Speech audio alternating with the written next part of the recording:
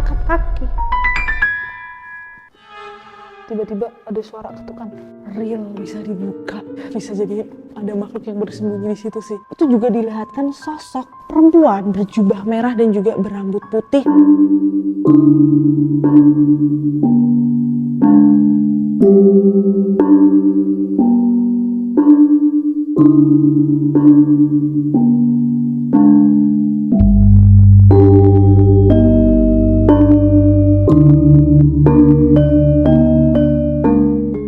Hai guys, kembali lagi di vlog Erika. Di video kali ini gue berada di rumah mewah milik seorang jenderal guys. Rumah ini tuh dibangun pada tahun 1994, yang dimana ini bangunan yang udah tua banget dan ini bangunan bagus banget guys. Wow, tanah bener-bener kayak istana. Dan dulu rumah ini tuh ditempatin oleh jenderal, istrinya dan 2 anaknya guys. Tapi sangat disayangkan sekarang rumah ini menjadi rumah yang kosong dan terbengkalai. Gimana sih kok bisa rumah ini tuh kosong dan terbengkalai padahal sebagus dan semegah ini? Gue akan ceritain nanti di dalam guys. So kalian harus tonton video ini sampai akhir. Guys, semenjak rumah ini tuh ditinggalkan oleh sang jenderal dan keluarga, rumah ini tuh pernah dijadikan sebuah villa gitu. Tapi sangat disayangkan tidak bisa bertahan lama. Villanya sepi karena sering terjadi hal-hal mistis yang dimana pengunjung itu pada takut dari mulut ke mulut, sehingga villa ini sepi dan terbengkalai sampai sekarang. Sosok yang sering mengganggu pengunjung itu adalah sosok perempuan berambut panjang berwarna putih dan sosoknya tuh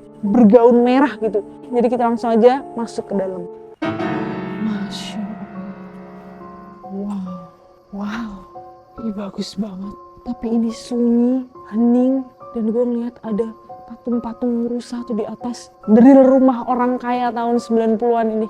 Bener, gue lagi amazed sama rumah ini. Banyak sekali patung-patung di dalam rumah ini. Mereka bisa aja ada isinya. Nih, kalian bisa lihat kan kursi-kursi yang ada di sini. Bahkan TV, kursi dan TV tahun 80-90-an guys. Bener-bener jadul banget. Gue akan menceritakannya di sini aja ya guys. Let's go, kita agak turun ke bawah. Ini bersih ya, karena emang ada penjaganya. Jadi rumah ini selalu dibersihkan. Guys, gue bingung banget dulunya jenderal dan keluarganya itu menganut kepercayaan apa gitu. Di teras depan sebelum pintu masuk itu ada tulisan Bismillah gede banget. Tapi pas gue masuk ke dalam rumahnya banyak sekali patung-patung. Jadi menurut kalian gimana? Kepercayaannya apa? Selalu percaya kalau setiap patung itu tuh mempunyai makna tersendiri. Luar biasa banget. Cuman jujur di sini gue nggak panas, gue nggak pengap dan lebih ke sambutannya tuh positif gitu, tapi auranya tuh aura sedih gitu. Berdasarkan informasi yang gue dapat, rumah ini adalah rumah seorang jenderal pada tahun 90-an. Rumah ini ditinggalin oleh jenderal dan juga istrinya. Tapi sangat disayangkan dan sangat memprihatinkan, istri sang jenderal mengalami sakit-sakitan. Yang dimana sakit-sakitannya itu bisa dikatakan misterius. Kalau zaman dulu sakit tuh pasti dibawanya kemana? Ke orang pintar, ke dukun gitu kan. Nah, di saat istrinya itu dibawa ke dukun, ke orang pintar, si dukun itu ngomong A, B, C, D, F, G gitu. Cuman si jenderal itu nggak percaya gitu. Si jenderal dan keluarganya tuh dapat kiriman, atau bisa dikatakan guna-guna gitu lah ya. Jenderal nggak percaya, seminggu kemudian jenderal langsung bawa ke dokter, ke rumah sakit besar gitu. Nah, di rumah sakit hanya dikatakan bahwa istri bapak sakitnya biasa aja gitu, ini tidak terlalu berbahaya gitu. Tapi si jenderal juga nggak percaya karena istrinya tuh sakit-sakitan dok, sampai nggak bisa ngapa-ngapain gitu. Si jenderal itu mulai bingung, ya udahlah bawalah istrinya pulang ke rumah. Ternyata di saat istrinya pulang ke rumah, semakin banyak kejadian-kejadian aneh yang terjadi di rumah ini. Terdengar suara dari atas kayak orang jalan gitu, terus kayak ada suara dentuman gitu. Banyak hal-hal yang terjadi aneh gitu, sampai akhirnya istri sang jenderal meninggal dunia di rumah ini. Cerita ini akhirnya beredar karena salah satu pembantunya itu cerita ke warga sekitar gitu. Ya, informasi yang gue dapat dari warga sekitar. Di saat istrinya meninggal dunia, sang jenderal tinggallah di rumah ini bersama kedua anaknya. Tapi tidak bertahan lama karena anak-anak sang jenderal ini tuh kayak kebayang-bayang sama ibunya. Dan sang jenderal juga tidak tega gitu ngeliat anaknya selalu kebayang-kebayang, selalu nangis, ingat mamahnya. Sehingga sang jenderal itu memutuskan untuk angkat kaki. Gue lagi menceritakan hal yang terjadi, tiba-tiba ada suara ketukan. Gue dengar suara ketukan itu dari kamar guys. Dan gue lagi duduk di sini. Antara dari kamar ini atau dari atas. Tadi kan gue ngomong ketukan di atas. Gue baru cerita kalau sang jenderal dan juga anaknya itu meninggalkan rumah ini. Tapi gue langsung udah dapat gangguan dari ini, belakang sini. Suara yang gue ngomong kayak dentuman gitu. Gue gue terdengar dari kamar ini, dan emang ini bikin gue penasaran sih. Langsung aja kita ke situ. Wow, bener ya kalau kata orang, ujian orang tuh beda-beda.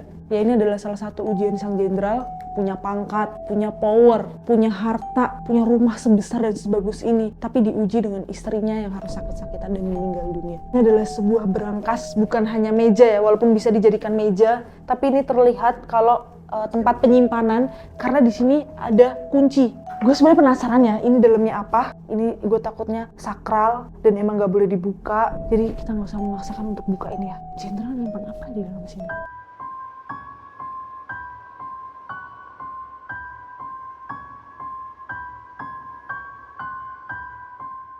Tapi ini antik banget, beneran. Soalnya gue lihat di sini nih, gila ya, unik banget. Bener-bener unik semuanya, perabotannya, bangunannya. Gue masih kayak amazed gitu loh, dibalik cerita yang sedih, dibalik cerita yang horor. Gue juga amazed sama semua yang ada di dalam sini. Pantesan warga sekitar tuh menceritakannya tuh kayak sedih dan juga menggebu-gebu gitu loh guys. Dan warga sekitar tuh mengingat kebaikan-kebaikan sang jenderal gitu pada zaman dulu. Dan rata-rata warga sekitar yang mengenang sang jenderal itu tuh rata-rata udah tua, udah umur 60-an ke atas. Kebaikan apa yang dilakukan sang jenderal sampai warga sekitar tuh masih pada inget gitu sama cerita dari rumah ini. Sampai akhirnya cerita itu nyampe ke gua dan gue ceritakan ke kalian. Karena saking banyaknya jendela nih, apalagi dari luar tuh kelihatan jendela semua gitu. Seringnya itu terlihat sosok merah berambut putih panjang tuh guys. Ini kita udah masuk ke kamar utama ya, kamar di lantai 1 yang tadi dimana gue mendengarkan suara dentuman dari kamar ini, yang dari tadi gue juga penasaran sama kamar ini. Sekarang kita bakalan explore ke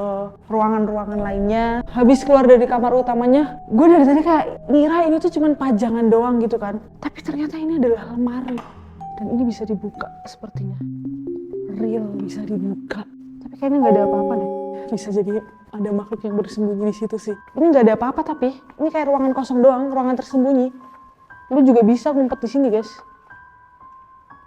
Tuh. Tutup lagi ya. Ini sih. Dan gue yakin juga pasti ada ruangan rahasia nih di sini. Di sini tuh ada banyak banget kamar, banyak banget nih. Ada beberapa kamar yang nggak bisa kebuka. Dan kita nggak akan maksakan.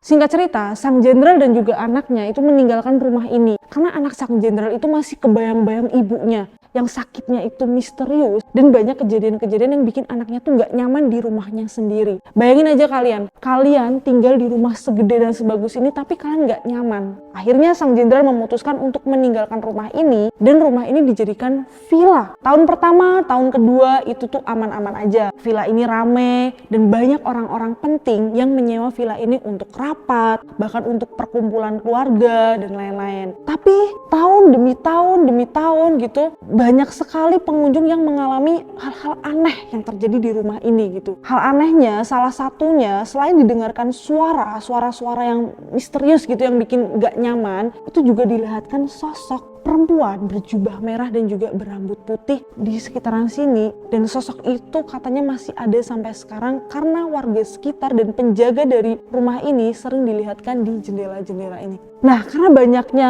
kejadian-kejadian di luar nalar itu membuat villa ini tuh sepi pengunjung guys. Nah, karena sepinya pengunjung tidak bisa beroperasional sehingga rumah ini kembali kosong lagi. Udah gak ditempatin sang jenderal dan keluarganya, dijadikan villa juga kosong dan sepi sehingga terbengkalai sampai sekarang. Dan ini terbengkalai itu udah lebih dari 5 tahun lah ya. Walaupun sudah terbengkalai lebih dari 5 tahun, tapi bangunan ini masih bagus dan bersih sekali. Gua good job banget sama penjaga villa ini, walaupun dia takut, tapi dia tetap bertanggung jawab untuk membersihkan villa ini. Penjaga villanya tuh juga sering dilihatkan sosok itu guys, sosok bergaun merah itu. Dia apakah akan memunculkan diri di sini? Tapi ya, setelah banyaknya kejadian-kejadian horor di sini, jadi masyarakat tuh berasumsi gitu, kalau sosok yang sering menampakkan diri itu diduga istri sang jenderal. Apa mungkin arwahnya itu nggak tenang? Kita nggak ada yang tahu. Karena meninggalnya istri sang jenderal itu sakitnya secara misterius. Ini sekarang gue lagi ada di meja makan.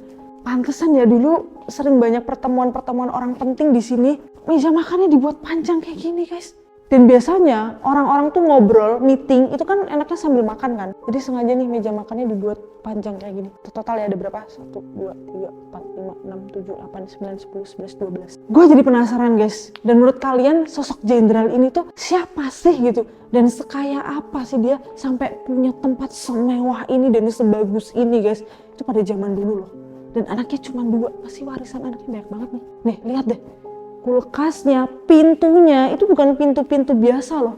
Kita akan menuju ke bagian dapurnya, yang dimana tempat untuk masak dan cuci piring.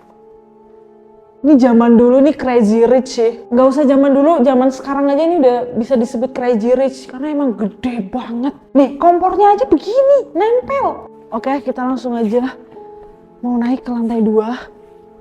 Wow, ini lantai 2-nya guys, yang dimana banyak juga patung-patung.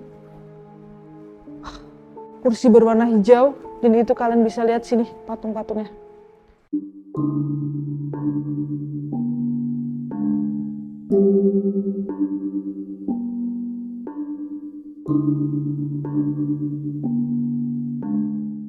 Oke guys, terima kasih buat kalian yang udah nonton video ini. Ditunggu video-video selanjutnya. Jangan lupa like, comment, share, dan juga subscribe. Terima kasih guys yang udah nonton. Alhamdulillah kita aman dan kita selamat.